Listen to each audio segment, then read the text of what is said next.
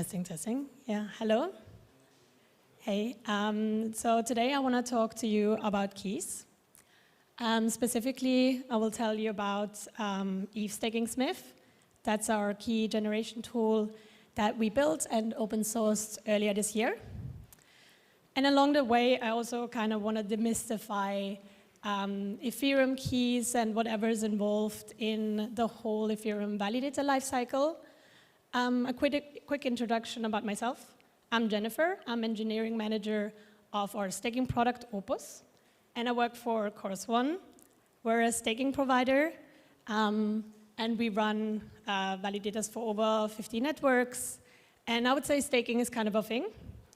And most recently, we launched Opus. As I said, it's a validator as a service staking API. And we also built a cute portal.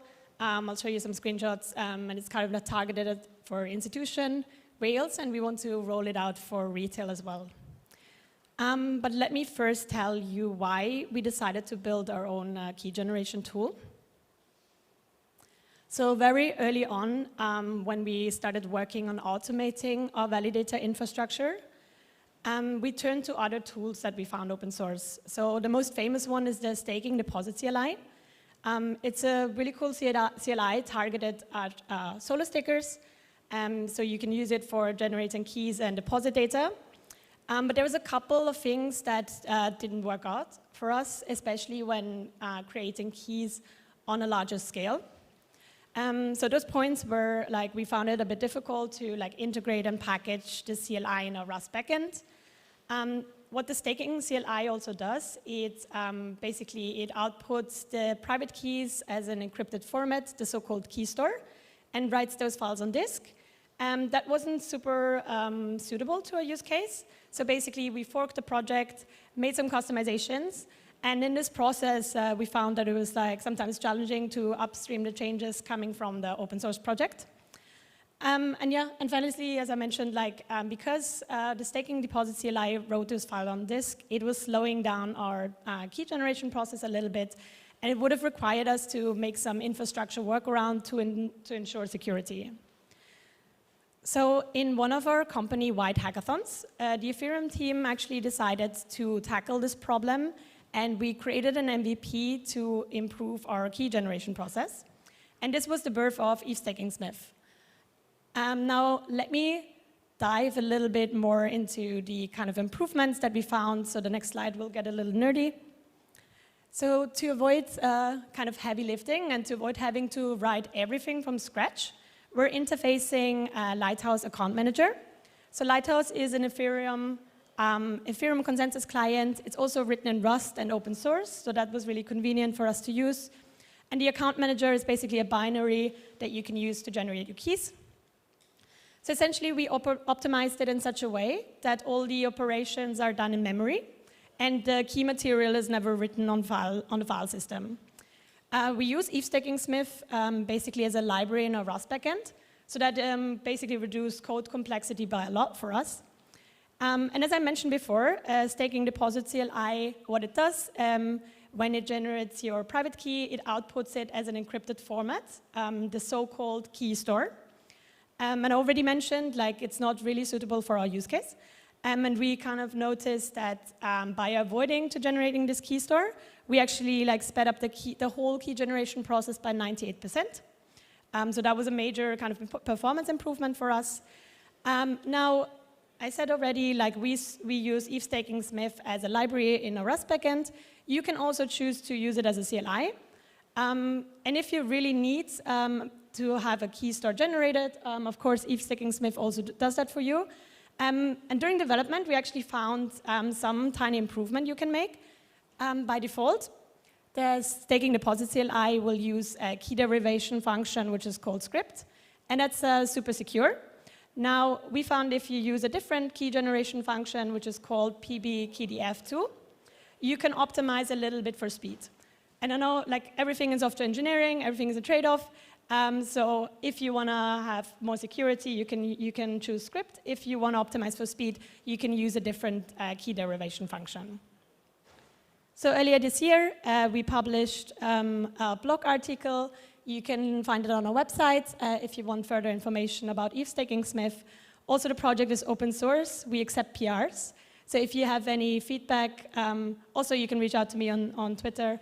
Yeah, I think one also takeaway I had from this whole project is we do a couple of hackathons, like company-wide hackathons in a year. And if you have talented engineers in your company, I would sometimes give them the freedom to work on something that's outside of the roadmap, because I'm always amazed what really comes out of these hackathons. Again, one of these was Eth-staking-smith, and I'm super happy because yeah, it improved a lot for us for our validator infrastructure. Now, this was kind of like an introduction to Eth-staking-smith. And what I kind of want to do now is walk you through the life cycle of the Ethereum Validator, and then kind of zoom in where all the keys are generated and what you actually do with those keys. So this is kind of like an overview. And again, I will jump into each of these steps to give you more details. Now, the first step, of course, is the key generation. You can't have a validator without keys. And the second step is actually this famous deposit that you have to make. You have to pay 32 ETH per validator. And when you make this deposit, I think by now you all know the validator doesn't become active straight away. This queue, there's a validator queue that you join. It has famously become quite long. We'll dive into this as well a little bit. But then once your validator goes past this queue and it's active, it has to perform some duties. So these duties are, if you perform them well, you get some rewards. And finally, I'm not sure why you would want to, but you could exit your validator. So if you do that, you get basically your deposit back. Now, let's jump into the use case where you want to create a validator. So you could use Opus, our platform, and then you just go there, you connect your wallet. You have to have at least 32 ETH and some for gas. And what you do, you provide our backend with 2 addresses. The first important address is the withdrawal address. So this is where you will receive your reward. And it's also where you receive your deposit back. And the second address that you provide is the fee recipient. And that's where you get your priority fees and MEV rewards. Now, you've connected your wallet, and you click the button Confirm and Stake. And there's quite a lot that happens in the background, right? So this is where Eth-staking-smith comes into play. So Eth-staking-smith will generate all the key material and deposit data. Let's first look into the keys. So Eth-staking-smith uses some randomness to generate an unpredictable seed and converts it into a 24-word mnemonic phrase. This is not something we've made up. This is according to the BIP39 standard. And then from this mnemonic, you can actually, in theory, generate multiple keys, right? And this mnemonic phrase you want to also store safely because you can use it to regenerate the keys if they get lost. Now, based on the seed, we generate a BLS, public-private signing key pair. BLS is a cryptographic signature scheme which was introduced with the move to proof of stake and has some really neat properties that we'll explore further down the line. Now, it's called signing key because this key will sign off any validator duty that you perform. We'll also look into this a little bit. So first look at the public key. So this is basically the identity of your validator. So if you're looking for your validator on the beacon chain, you will always use the public key. Now, I won't go into basically this public-private key encryption a lot, but there's something I want to highlight because it gives us some really neat properties.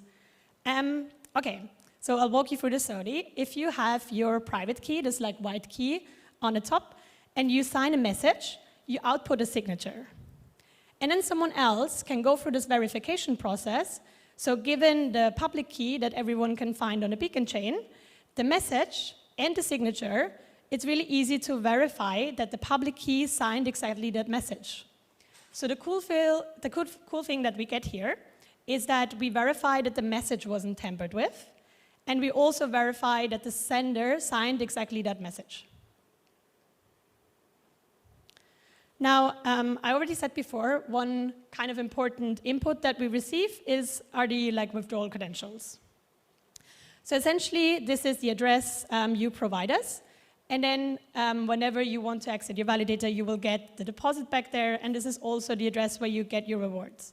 Of course, if this address is wrong, there's basically nothing you can do. And something you maybe see here, like we generated the signing key, and you provide us with the withdrawal key. So that means you, with the withdrawal key, have ownership of the stake that you put in. And we own the signing key and store it safely. That means we can manage the stake for you. And essentially, this is how such a non-custodial staking service is even possible. Now that we have basically both keys, we can generate this deposit data of 32 ETH. And in the next step, so basically when this whole process is ready, your Opus will open up your wallet, and then you will sign a transaction. Basically, this is a transaction to the ETH deposit contract. And this is now the step where we register this validator. Let me zoom in a little bit what this deposit data really means. So essentially, we need to tell the Ethereum network that we want to run a validator. So the first thing you see here is our public key. Again, I said the public key is the identity of our validator.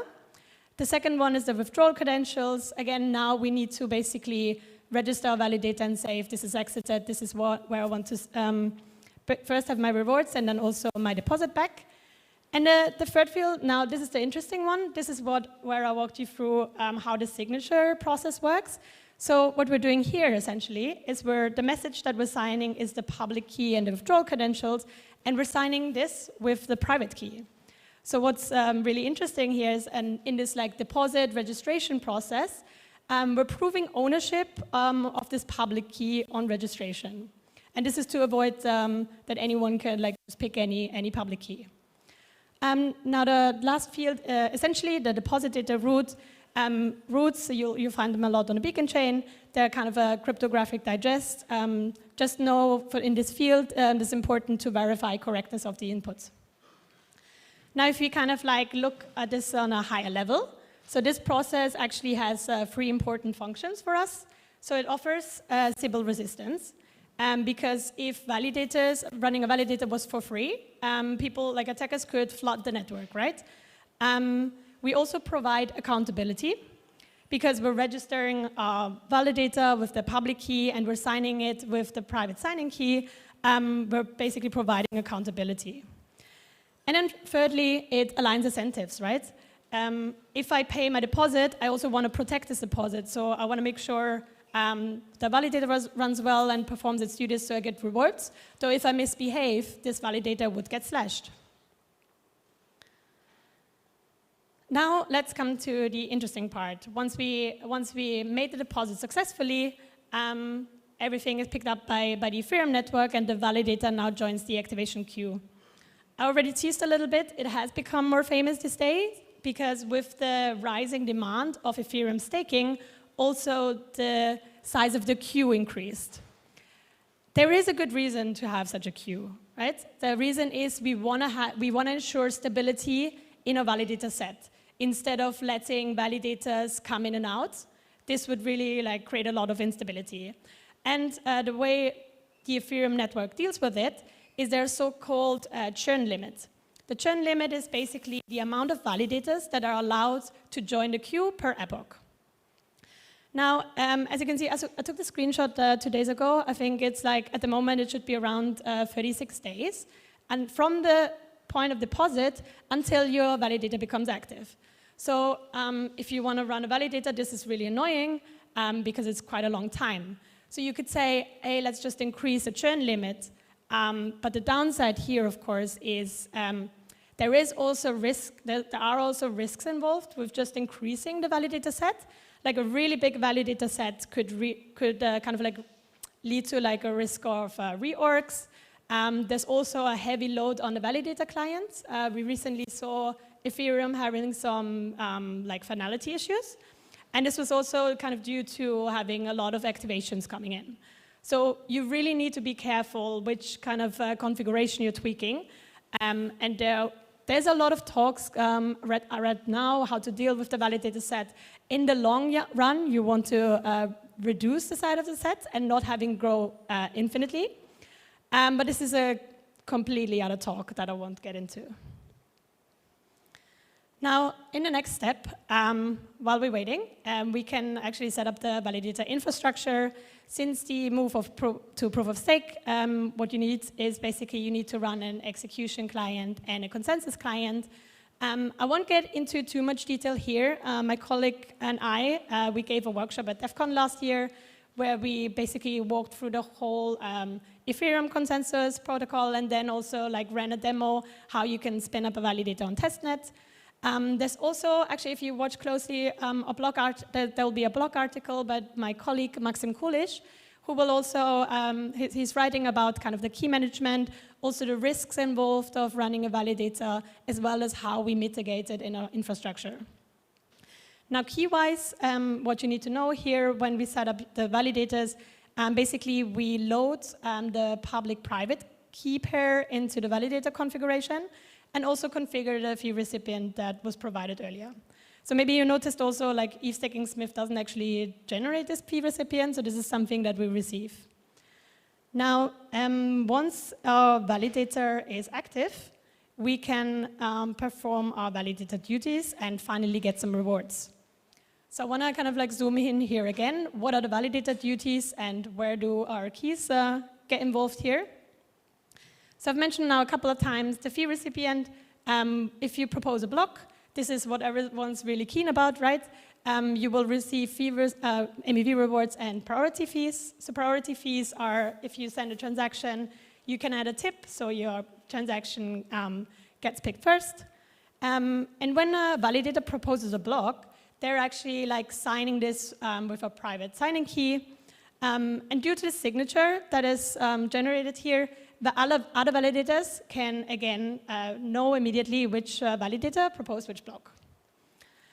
Now, actually, most of the rewards are accrued by the attestations.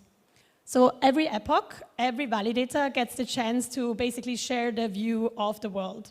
So attestations serve as votes from validators. So basically, they vote for the most recent justified block and the first block in the current epoch. And by combining all these attestations, like all these votes from all participating validators, the network can finally reach consensus about the state of the blockchain.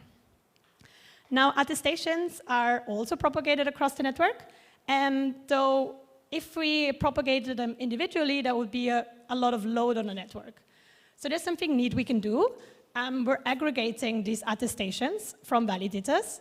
And this is actually where these BLS signatures, the cryptographic signature scheme that we're using, comes in really handy. So what we can do with BLS is we actually aggregate these signatures over the same message. And that could be thousands of signatures. And these can actually be checked in just one verification operation. What's also really cool, if we aggregate this signature, it actually always stays the same size, 96 bytes. And this is really a massive gain in scalability, and that's why the Ethereum consensus is even feasible. Now, due to the collection of all the signatures, we can easily check which validator has published their attestation. And obviously, if you publish your attestation, then you receive a reward. So basically another duty that we have to fulfill is the sync committee. That happens more rarely. Basically, what you do if you're a member of the sync committee, you continuously sign a block header that is the new head of the chain at each slot. Now, these were kind of introduced so light clients can quickly determine the head of the chain. But again, this happens fairly rarely, though I think the rewards are quite favorable. Now, let's look at the other side of the coin. What happens if you do not perform your validator duties? So again, something that could happen is you fail to propose your block, so that leads to a lot of opportunity costs. Now, something more tragic, like the big risk actually, if you by accident run 2 validators with the same keys, that could be due to the bug in your infrastructure, this could lead to double signing. And let me just kind of explain, basically, I already said if you propose a block, you sign it. If you propose 2 different blocks and you propagate them to the network, you're essentially proposing 2 contradicting blocks, and that could lead to double signing, which leads to slashing. So I think double signing has has been talked about a lot. Actually, one example I wanted to bring up is if you're running MEV Boost, essentially you're like outsourcing the block building, and the relayer usually forces you to sign the block, and this is so you give the relayer basically a commitment. And the reason why this works is because if you now fell back to your local block building and you sign a different block and propagate it to the network, this essentially is then you would be double signing, and that could lead to slashing. So this is why this whole kind of chain at the moment works. Similarly to the attestations, you can be missing attestations, which is not super crucial. Like your validator there can be some downtime.